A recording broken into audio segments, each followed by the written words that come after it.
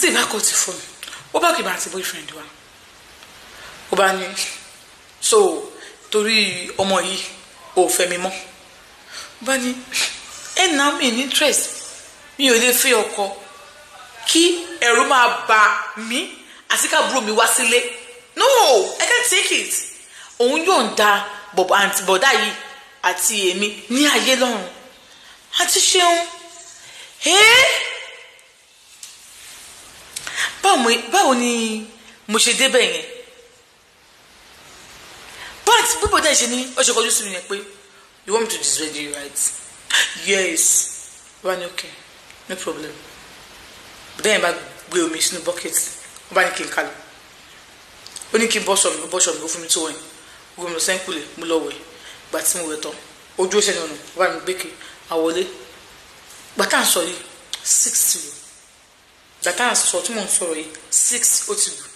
torí gbogbo wà láyìn bọ̀dá yẹn lọ fámíà tí wọ́n wọlé ló bá play ló bá gbé jẹrẹtọ̀ gbogbo sẹ́ńkùlẹ̀ I pass my neighbor gbogbo sojú window ẹ̀ ló bá ṣáájú jẹrẹtọ̀ bring the light náà ó ní don't worry bọ́tà ń sọ jẹrẹtọ̀ ló bá plug ẹ̀ wá bẹ̀rẹ̀ sí play òní ó bá ní kí n máa bọ̀ nínú yàrá mo ti ró tó wẹ̀ ní àti ṣeun èmi náà bá lọ bàtà wọlé bá ní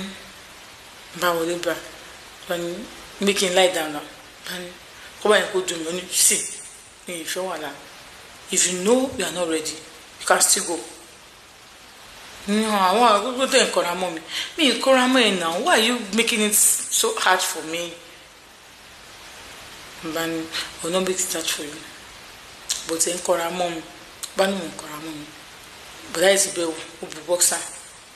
bá lie down wọ́n bá mọ́wọ́ síbi mọ́wọ́ sí báyìí wọ́n bá bẹ̀rẹ̀ sí kìsì àti ṣan nítorí wọ́n kìsì mi gbogbo etí mi fẹ́ já mọ́ wọn lẹ́nu gbogbo ọrùn mi wọ́n fẹ́ mú ọyàn mi pa àzìn orí ọyàn mi mọ̀ pé nǹkan ṣe òun torí mo lọ́yàn mo dẹ̀ ní orí ọyàn dáadáa wọ́n pa ọmọ dẹ̀ ní ọyàn gẹ́gẹ́ bí ọmọ kékeré as my age lọ́yàn wọ́n mọ̀yàn síbi dúdú mi wọ́n ńlá gbogbo ẹ̀ wọ́n là mí lójú ara kan tó jésù ẹ̀jẹ̀ mi bó ṣe lára mi sì dìde ṣe mọ̀ pé arábẹ́rẹ́ mi ṣe dìde yẹn lẹ́yìn kan ọ̀hún mú bó ṣe fẹ́ mú ṣe ń yẹ̀dì báyìí ọkọ̀ mọ́ méjì ọfọ̀ ọkàn lé ọwọ́ mi kan lọ́tún ọfọ̀ ọkàn lé ọwọ́ mi kan lóṣè bó ṣe ti ọkọ̀ ṣe kọ́lẹ̀ kọ́lẹ̀ mọ́ pé ní yé mọ́ kó ọ̀dà yóò tẹ̀ fi mí lẹ̀ ọ̀dà yẹn ń ṣe lọ ni kàkà kí kò fi mí lẹ̀ pé ẹbí kí dúró náà mo ti fẹ́ kú mo ti fẹ́ dákú ó ń dùn mí please bẹ́ẹ̀ yóò jọ wọ́n ti ẹ̀ gbọ́ wọ́n kò fọwọ́ mú mi níbẹ̀ nù mí ni àwọn efé tó ní you will not faint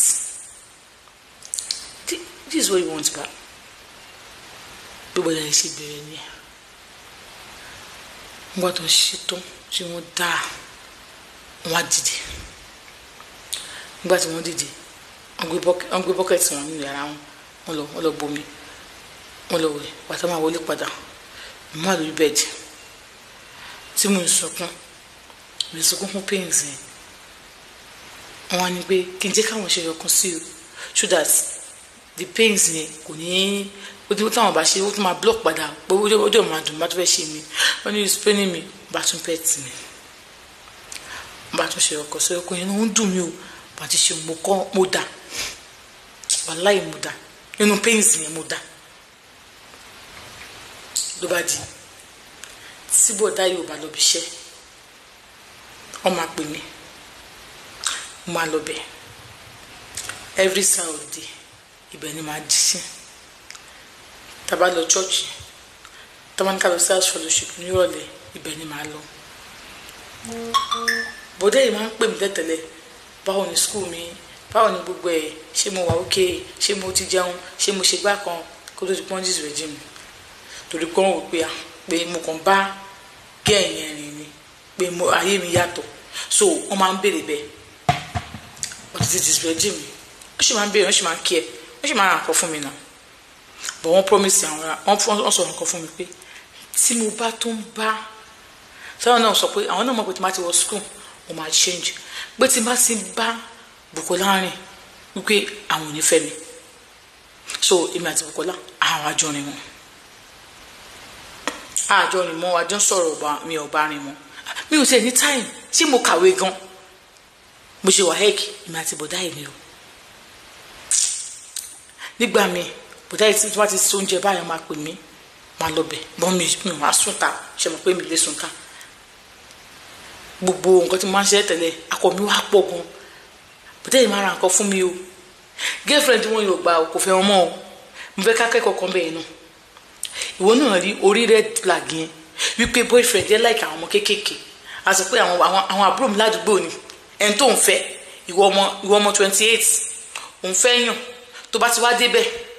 bí gbogbo ọmọ kan ọmọ 16 years kan bẹ̀ ọmọ 17 years kan bẹ̀ different ọmọ nǹkan tó gbọ́ ọmọ kan sọ̀dọ̀ ń bá ń bẹ̀ bọ̀dá yẹn ń bọ́ ọmọ yẹn sùn ni that is just the truth mo ti rí àwọn experience yẹn rí àwọn náà sáà ṣèwé rí adẹ̀ṣèwà ń tà báyìí tó bá ti rí ọkùnrin tó ń fẹ́ tó ń lọ síbẹ̀ tí ó ń bá àwọn ọmọ kéékèèké tó bá sọ̀rọ̀ tó ní àwọn àbúrò mi ni àwọn àbúrò mi ládùúgbò ni believe me wọ́n tó ń jẹṣẹ́ ara wọn àbúrò mi ládùúgbò náà máa fi ń bójú so that red flag you have to work with it. I love him so much ṣé àǹtí yẹn ò love bọ̀bọ̀ yẹn kò love bọ̀dá yẹn kó tó fi wọ́n lẹ̀ àwọn ọkùnrin nísìnyí àwọn ọmọ kéékèèké ni wọ́n máa ń fẹ́ àwọn kọ́ dẹ̀ wà ìgbín tó bá ti gbóná máa ń jẹ àwọn gan sọ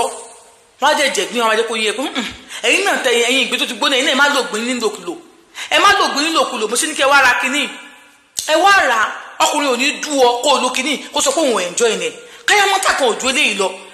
ẹ má dúró pé mo tà ní cheap money èmi ti lò mo ti experience ẹ ni I know what I'm talking about ìyàwó ilé tó ń kanra mọ́kọ ẹ̀ ọmọ akara mọ́kọ ẹ̀ I'm not interested I'm not doing wo nǹkan tó ń lò rẹ lè tó ń yàtọ̀ sọ ó ń yàtọ̀ tó fọ wọ́n ya tán fún ọkọ ẹ̀ ni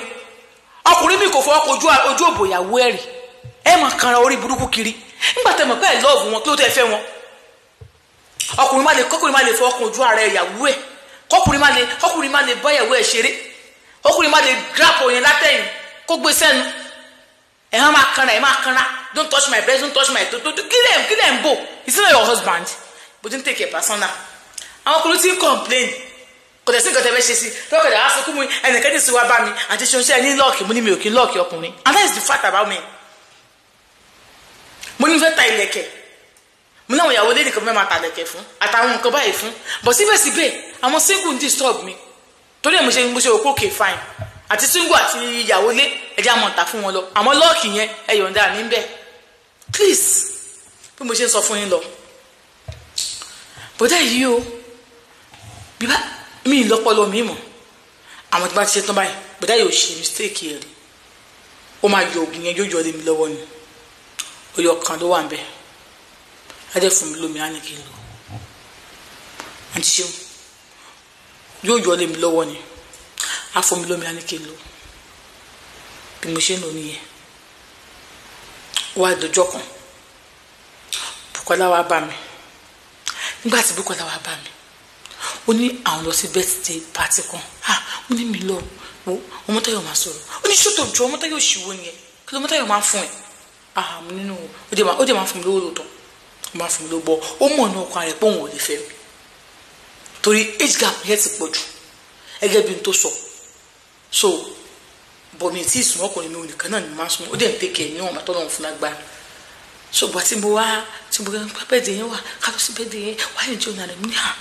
báwo ni mo ṣe fẹ́ máa pẹ́rẹ́nsì fún mi lè bẹ́ẹ̀dẹ̀ ó ní àwọn àṣepọ̀ invite wá sí ìṣòro church kan ni ṣe mo ṣe wáyék mo ti wà nílé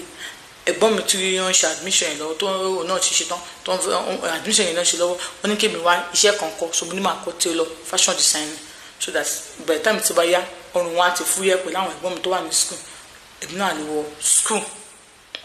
so èmi náà wọ́n invite wa sí wáyé mi tí bẹ̀rẹ̀ ṣe kọ́ wọ́n invite wa sí church kan sóòrù kan gbọ́n èmi and there is one thing about my parents ṣẹlẹ̀ Bùkọ́lá parents ní trust ẹ̀ débi pé Bùkọ́lá ò lu etí kankan Bùkọ́lá ò lu earring kò lu etí ẹ̀sìn yẹn lé ní Bùkọ́lá ẹ̀rẹ̀ Bùkọ́lá kò tí Bùkọ́lá bá ń kọrin ogun ọ̀run á sọ̀kalẹ̀ so my parents love her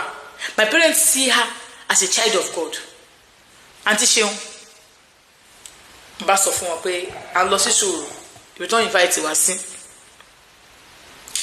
ọba ní òkè tó jẹ́ pé Bùkọ́lá ni wọ́n accept kálọ̀